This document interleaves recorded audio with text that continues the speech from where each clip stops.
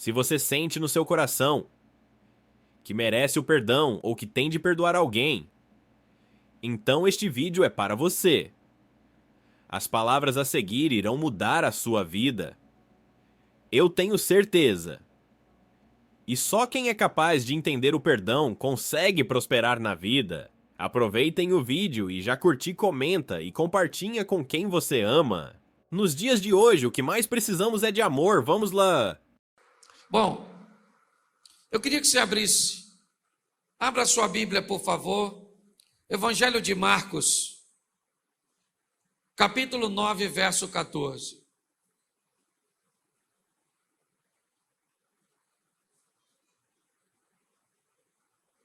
Marcos 9, 14. Vamos dar uma olhada nesse texto e tirarmos dele algumas lições importantíssimas para a nossa vida.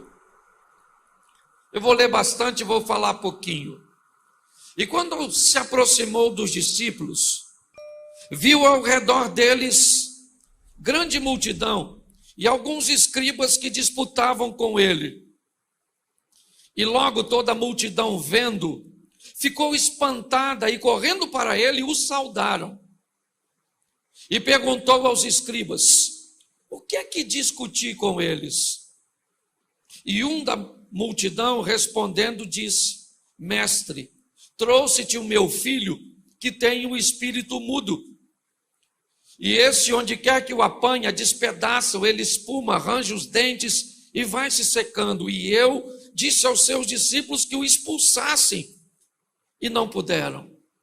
E ele respondendo lhes disse: ó geração incrédula, até quando estarei convosco? Até quando vos sofrereis ainda? Trazei-mo. E trouxeram-no. E quando ele viu, logo o espírito agitou com violência. E caindo endemoniado por terra, revolvia-se, espumando. E perguntou ao pai dele: há quanto tempo lhe sucede isso? E ele disse-lhe: desde a infância. E muitas vezes o tem lançado no fogo e na água para o destruir. Mas se tu podes fazer alguma coisa, tem compaixão de nós e ajuda-nos. E Jesus disse-lhe: se tu podes crer, tudo é possível ao que crê. E logo o pai do menino, clamando com lágrimas, disse: eu creio, Senhor, ajuda a minha incredulidade. Jesus, vendo que a multidão concorria, repreendeu o espírito imundo, dizendo-lhe: espírito mudo e surdo, eu te ordeno, sai dele e não entre mais nele.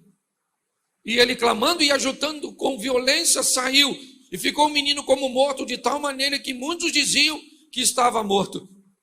Mas Jesus, tomando pela mão, o ergueu e se levantou.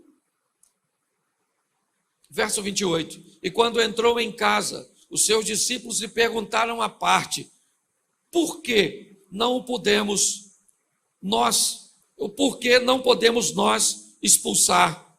Verso 29, e disse-lhe: essa casta não pode sair com coisa alguma, a não ser com oração e com jejum. Feche os seus olhos. Senhor nosso Deus e Pai, em nome de Jesus, eis aqui a tua palavra. Continue falando conosco. Usa-me como um canal de bênção nesta hora, pelo poder do nome de Jesus. Amém. Glória a Deus. Eu quero compartilhar com vocês, hoje nós estamos numa temática que fala sobre parceria. Alguém que se feriu tanto no percurso, que se machucou tanto no percurso, que quando ele está diante da possibilidade de viver o incrível, o extraordinário, suas feridas, suas dores, suas decepções, suas mágoas, quer com lideranças evangélicas, quer com incompreensão de coisas que aconteceram ao longo da sua jornada, ou seja, do seu percurso, que muitas pessoas se abalam. E no momento de viverem o extraordinário, me parece que essas feridas acabam atrapalhando. O que aquele homem está vendo agora é seu menino, que antes ficava possesso dentro de casa, E era apenas ele que via. Mas agora esse menino está no ambiente público, caído no chão. E os discípulos estão tentando expulsar. Os escribas, olhe bem, estão ali. E devido ao fracasso, eles roubam a atenção dos discípulos. Eles começam a discutir com os discípulos, e os discípulos não sabem agora se expulsa o demônio, se explicam, ou se explica por que é que o demônio não está saindo. Então o que nós vemos é meio que uma bagunça, sabe? É a situação daquele homem, mais uma vez, sendo exposta e vivendo uma bagunça. Os discípulos não sabem se expulsa o demônio, se discute com os escribas, o demônio está pegando o menino, o pai está olhando, não sabe o que faz, pronto. E é nesse ambiente de frustração, de decepção e de vergonha que Jesus chega. O cara que Jesus foi procurar, e desculpa a expressão aqui, não tem nem nada a ver com desonra e com falta de reverência. Se quiser o conserto, o indivíduo, o homem que aquele moço foi procurar, acaba de chegar. Ele é Jesus. Ele chega no ambiente. Pronto, está resolvido. Jesus chegou? Não é tão simples assim. Se você pensa que é tão simples assim, você está enganado. Porque às vezes, quando Jesus se aproximar de você, ele vai encontrar no seu comportamento, nos seus pensamentos, nas suas ações, efeito de suas frustrações. Às vezes, o que resolve problema chega, mas ele não pode resolver por causa de suas mágoas, de seus ressentimentos, de suas dores, de seus dilemas, de suas crises, de suas tentativas frustradas lá atrás. Antes de encontrar com Jesus, você encontrou com muita gente. Antes de encontrar com Jesus, você enfrentou muitas situações. E essas situações podem ter deixado em você, em mim, coisas, traumas, dores, que quando nós nos encontramos com Ele, que teríamos tudo para viver, o que Ele pode fazer? Uma casca, uma crosta, uma redoma, tomou conta de nós. Muitas pessoas estão na igreja, são pessoas extraordinárias, trabalhadoras, gente lutadora que faz de sol a sol e come pão de dores. Gente boa, sofrendo. Será que Jesus não está comigo? Ele chegou, querido. Mas quando ele chegou, ele encontrou você ferido, machucado, decepcionado, ludibriado, enganado. Você está diante daquele que pode resolver seus problemas, mas ele não pode. Não porque não tem poder, mas por toda esse invólucro, toda essa embalagem, tudo isso que está te cercando. Quando Jesus chega, presta atenção, Jesus chegou. Quando Jesus chegou, a multidão, está escrito aí. E logo a multidão, verso 15, volta para mim, companheiro, e bota aí, verso 15. E logo toda a multidão vendo, ficou espantada e correndo para ele o saudaram. Presta atenção. Quando Jesus pergunta, o que vocês estão discutindo com ele? O homem se destaca e diz, o problema sou eu, Jesus, sou eu. Isso tudo que o senhor está vendo aqui é causado por mim e por um problema que eu trago comigo, que é meu filho, que eu estou tentando resolver há muito tempo. Eu estou cansado de passar por lugares, de tentar, de trabalhar, de me esforçar, sabe? Eu estou cansado disso. Eu nutria a expectativa que eu ia resolver isso com o Senhor. O Senhor não estava, eu falei com seus discípulos, o negócio piorou. Minha situação foi exposta. Quantos de nós não olhamos para a nossa vida e dissemos, estou cansado de ver as pessoas me cobrando dívidas que eu não consigo pagar, de querer coisas básicas que eu não consigo obter, de querer ser feliz com meu cônjuge e eu não consigo, de querer gerar um filho e eu sou estéril, de querer alcançar um posicionamento na minha caminhada de fé e eu não consigo. Por quantas vezes nós temos visto pessoas extraordinárias vivendo dilemas como esse? E agora é isso que esse homem está dizendo. O problema, Jesus, se o senhor quer saber, sou eu, é a minha casa, é a minha vida, é a minha situação. Eu trouxe o meu menino, sabe, que tem um espírito mudo e que pega ele e maltrata meu menino. E depois de tudo isso, de ter convulsionado, de ter vivido toda essa situação, quando ele é liberto, ele sente dor musculares, dor nos ossos, ele sente tudo. E Jesus pergunta para ele, há quanto tempo? Para Jesus não interessa se é 1 ano, 2 anos, 10 anos, 3 meses, 1 dia. Jesus não está perguntando há quanto tempo para saber se aquilo é difícil. Ele está descrevendo a saga que muitas pessoas vivem ao longo de sua história, buscando soluções, enfrentando fracassos, vivendo tempestades. Isso tem sido tão comum que grande parte dos crentes hoje só vivem discursos de dores, de luta. Como é que está? Estamos num vento, estamos numa luta. Isso não é vida, isso é saga. Quando Jesus pergunta há quanto tempo lhe sucede isso, o homem diz na frente de escriba, de discípulos e de multidão, isso é um problema antigo, moço. Esse demônio pega meu filho desde a mocidade, desde a infância.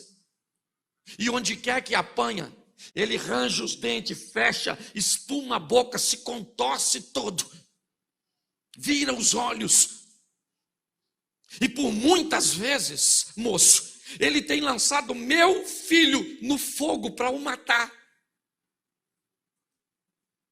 Se meu filho está vivo até hoje, é por um milagre. Mas muitas vezes eu tive que sarar suas queimaduras. Eu tive que cuidar de suas feridas. Sabe? Então, já que eu estou diante do Senhor, preste atenção. Se ele não tivesse tantas experiências negativas, esse homem agora está diante de Jesus, falando dos seus fatos, de seus dilemas. E ele diz para Jesus o seguinte, verso de número 22. E muitas vezes o tem lançado no fogo e na água para o destruir. Mas se tu podes fazer alguma coisa, tem compaixão de nós e ajuda-nos. Preste atenção no que esse homem, ele está diante de Jesus. Ele pegou seu menino e levou em tantos lugares. Ele traz até para os discípulos. Mas quando ele está diante de Jesus, ele diz, esse aí é meu menino. Se o Senhor puder, olhe bem, se o Senhor puder fazer alguma coisa por nós, porque eu já não estou acreditando mais em nada. Eu estou cansado pra caramba, cara. Sabe? Eu estou vivendo num ambiente onde eu entendo poucas coisas. Ou estou num ambiente onde parece que o mal está vencendo. Onde as coisas viraram de cabeça para baixo. Não dá para entender. Ele está diante de Jesus, conversando com, finalmente, ele está diante do único que pode resolver sua situação. E quando ele chega lá, suas cascas, aquela cobertura, que as traições, que as decepções, que os descasos, que as crises, que as humilhações, é ela que sobressai. Sabe? Se o Senhor pode, se tu podes fazer alguma coisa, ajuda-nos. E Jesus vai dizer algo para ele sensacional, segundo o nosso tema mensal. Verso 23. Jesus disse: se tu podes crer, tudo é possível ao que crê. Preste atenção. Eu achei e me perguntei por que é muitas vezes que os discípulos não conseguiram expulsar aquele demônio. Jesus vai dizer que aquela é uma situação particular, meio ímpar, que aquela casta de demônio, ela não sai, ou ela não iria sair por coisas que fazemos no momento. Jesus disse: essa casta de demônio, ela só sai com jejum e com oração. O que Jesus está dizendo, para você resolver esse problema, não é a sua postura de hoje que vai valer, mas é aquilo que você tem feito ao longo da sua caminhada. Quando nós olhamos para esse texto, o que nós vemos é Jesus chamando o homem para uma parceria. O homem dizendo para Jesus: se o Senhor puder fazer alguma coisa, ajuda-nos. Tem misericórdia de nós. E Jesus disse: não é assim que vai funcionar. Se você quer se relacionar comigo, não jogue tudo nas minhas costas. Vamos dividir esse negócio. Você pode crer? Tudo é possível ao que agora o problema está estabelecido. Porque quando Jesus diz para ele: eu posso, eu tenho poder, mas vamos fazer uma parceria, você entra com a fé, eu entro com o poder, e a gente soluciona esse caso. Ele vai olhar para as frustrações dele, e ele descobre que ele está diante do Filho de Deus, ele está diante do único que pode resolver a sua situação. Mas quando ele tem essa oportunidade, o que ele consegue enxergar é que ele não tem fé suficiente para que isso aconteça. É louco essa situação. O menino dele está possesso aqui, porque o texto diz que quando o menino vê Jesus, o demônio, mas pega o menino e faz um estardalhaço. E Jesus não está nem aí para o garoto. Começa a conversar com o homem. E diz para ele: se nós entrarmos numa parceria, e para nós entrarmos nessa parceria, né, ou se nós somos parceiros nesse negócio, tudo vai se resolver. Você está perguntando se eu posso? Eu posso. Mas tudo é possível para aquele que crê. Jesus faz o homem olhar para ele mesmo. E quando ele olha para ele mesmo, ele vai ter problemas. Porque ele vai identificar coisas que ele viveu, situações que o marcaram, e ele está muito decepcionado, ele está muito ferido. E ele tem uma proposta: cara, teu filho está ali, eu estou aqui, você está aqui. Vamos fazer o seguinte: eu e você nos unimos, eu com poder, você com fé, e nós dois vamos resolver o problema. Pastor, não é assim que funciona? Ah, não é? Uma mulher tem uma menina endemoniada na casa dela. Marcos 7:24.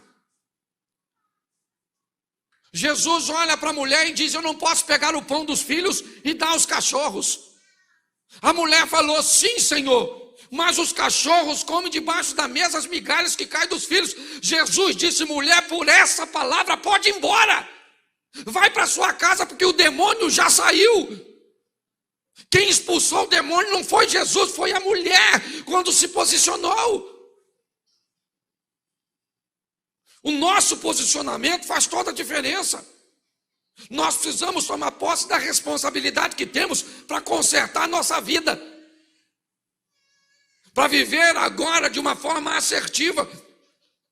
Jesus olha para essa situação e chama o homem: vem cá, meu filho, seu filho está ali, eu estou aqui, você está aqui, eu sou o poderoso, você coloca fé e poder, o demônio sai. O homem olha e diz: eu não consigo. O homem começa a chorar. Ele está a fim de ver o filho liberto, ele está a fim de consertar o casamento, ele está a fim de resolver o problema financeiro, ele está intencionado, mas ele olha para aquela situação e ele está tão ferido. Ele diz: Senhor, não vai rolar. A única maneira de resolvermos isso é uma coisa: me ajuda na minha incredulidade. Como incredulidade, cara? Como? Como é que você pode ser incrédulo diante de uma situação dessa? Enquanto para os discípulos ele vai dizer que os discípulos não podem expulsar, porque não fizeram algo anteriormente, jejum e oração, para o homem, a mensagem está dizendo: o que fez você ficar desse jeito foi não se limpar daquilo que aconteceu com você lá atrás. Está assim de gente. Ferida pra caramba. Não tem com quem falar, porque se você for falar de uma liderança evangélica que te feriu e te machucou, parece que você está falando mal de um santo, de um ungido. E que às vezes até o é, mas num momento de inabilidade te feriu, te machucou. Às vezes nem intenção tinha de fazê-lo, por um homem que feriu a senhora antes desse relacionamento que a senhora vive hoje. E hoje a senhora vive um relacionamento sadio, mas ferida por um abuso, por uma violência que lhe aconteceu lá atrás. Você que é adolescente e jovem, você que tem tudo e não queria envergonhar ninguém, nem a Deus, nem a igreja, nem o pastor, nem sua família, nem a você. Mas quando você está diante de uma situação que você gostaria de viver de forma assertiva, você chora porque não gosta. É uma situação constrangedora. Aquele homem diz para Jesus: Senhor, ajuda. Eu preciso da sua ajuda. Porque se o Senhor me ajudar, eu posso ficar livre disso. Se o Senhor curar minhas feridas, curar minhas memórias, curar minhas lembranças, curar minhas mazelas, eu estou a fim de viver isso. Eu venho na igreja, é culto de vitória, a gente pregando, a gente falando. Eu já estou chegando à conclusão: ou se eu tenho um grupinho pequenininho, ou isso é a maior farsa do mundo, porque eu estou cansada dessa balela. É uma transformação que nunca acontece, é uma vida que nunca muda, é uma coisa que nunca dá certo. Por quê? Porque às vezes as nossas feridas, as nossas mazelas, as nossas adversidades, quando ele diz: ajuda a minha incredulidade, verso 25. Jesus vendo que a multidão, porque presta atenção, enquanto a situação do cara está acontecendo ali, o pessoal lá de fora está: demônio sai ou não sai? Quer apostar quanto? O demônio não sai, é um demônio teimoso. Sai ou não sai? O pessoal fica lá, porque ninguém... Deixa eu te falar uma coisa que vai te ferir tanto, se você já não estiver acostumado a cauterizar. O seu problema não significa nada para a maioria das pessoas. Quando aquele paralítico está no tanque de Betesda, que Jesus se aproxima dele, Jesus falou assim: e aí, ô irmãozinho, está a fim de ficar curado? Qual era a resposta? Sim, claro. Ele falou: sabe o que é, o moço? Estou aqui há tanto tempo, ninguém me leva no tanque, estou cansadão, esse pessoal não liga para mim não. Quando eu chego lá, já chegou outro primeiro que eu. Pior que o fracasso, sabe o que é? É a indiferença dos outros, é ver que ninguém está nem aí porque nós estamos vivendo. E essa é a grande verdade da maioria. Você acha que o mundo conspira contra você? Que nada. O dia que eu fui sepultar meu irmão, eu estava na porta daquela presbiteriana ali, que nem a igreja que eu congregava, ou a denominação que eu fazia parte, abriu as portas para eu velar meu irmão. Eu era vice-presidente de uma igreja da denominação. Minha cunhada era diaconisa dessa mesma denominação. E quando meu irmão morreu, eu tive que pedir favor aos outros para deixar ele ser velado. E eu estou na porta da igreja que me acolheu. E sou muito grato. Meu irmão num caixão lá dentro. E eu na porta, olhando para os carros passando, ali quase em frente à policlínica, a rua da policlínica. E eu descobri que a vida continuava do mesmo jeito. Inerente ao meu sofrimento e à minha dor. Os discípulos estão ali, é verdade. A multidão estão discutindo se o demônio sai ou não sai. É meio que uma bolsa de aposta. E Jesus olha pro menino e diz assim, verso 25: espírito mudo e surdo, eu te ordeno, sai dele e não entre mais nele. Depois de ter uma conversa com o pai, depois de fazer o pai olhar para si mesmo, olhar para suas feridas, por suas impossibilidades, e não procurar um milagre, não. Agora o assunto não é milagre. Quando o assunto foi milagre, Jesus pergunta, você pode crer? Ele diz, ajuda-me. Eu estou precisando de ajuda. Esquece o milagre. Ajuda-me. Agora o problema não é mais o menino, é ele. Ele pede, ajuda-nos, a mim e ao meu menino. E Jesus disse, o problema não é seu menino, o problema é você. Você pode crer? Ele diz, ajuda-me. Eu preciso de ajuda. Para eu resolver esse problema, eu preciso de ajuda.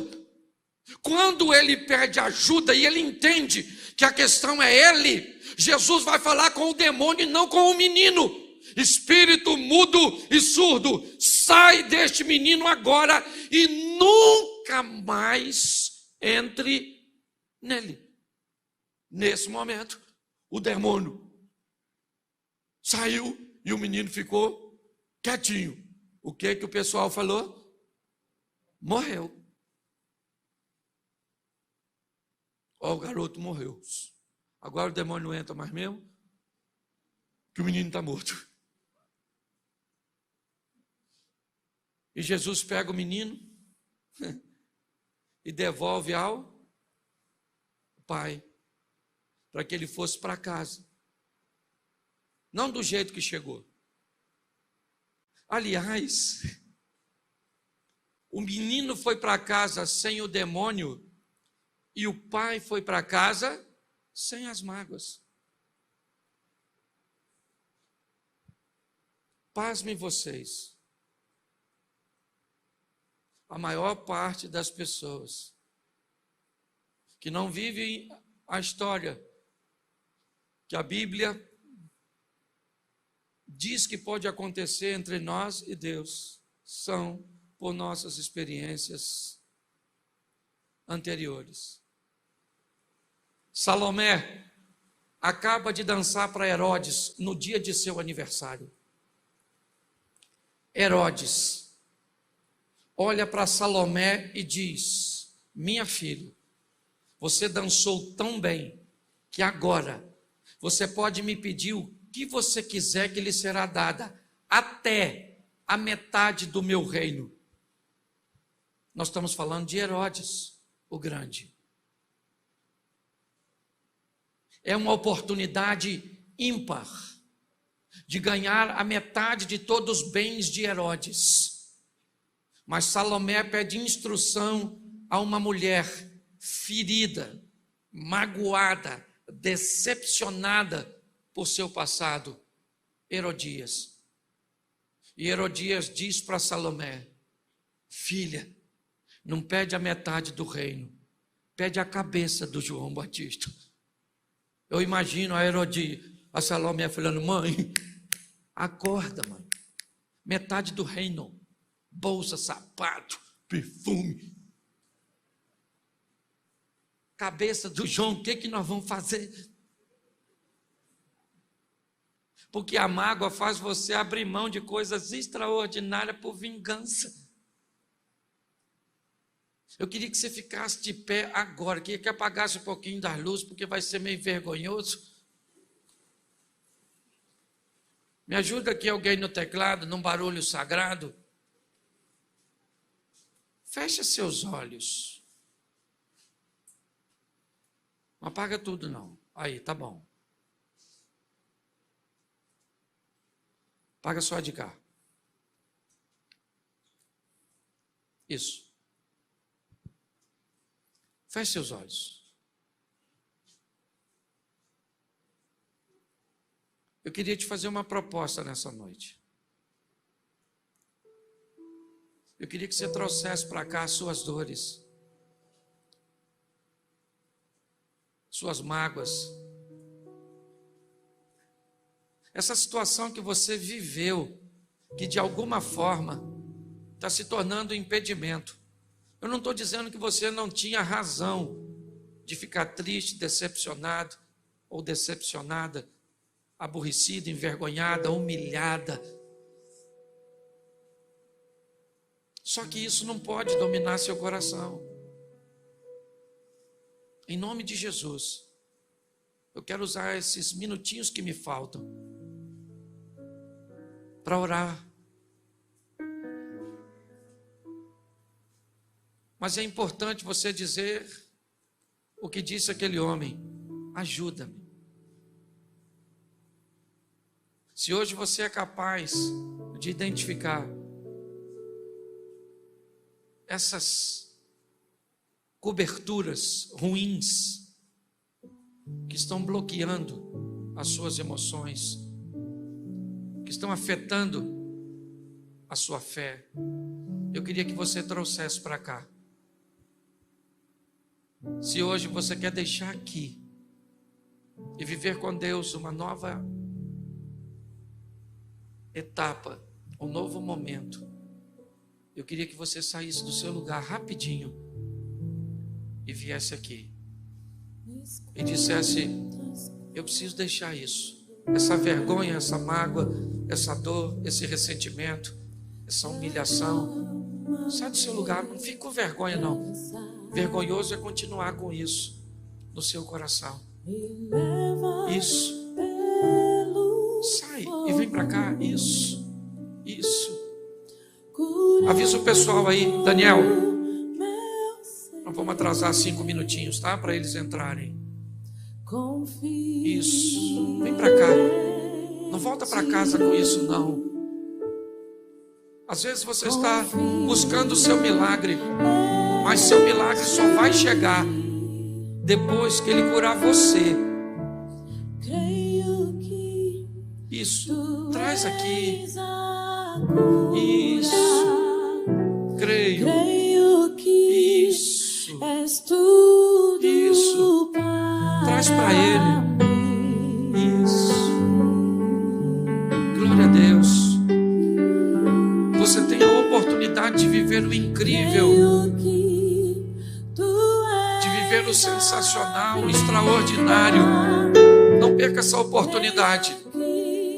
Isso. Isso. Às vezes você está procurando a coisa certa, mas você está queimando etapas. Antes de buscar seu milagre, busque a sua transformação, a sua cura, a cura do seu coração. Isso. Aleluias. Curando todo meu ser.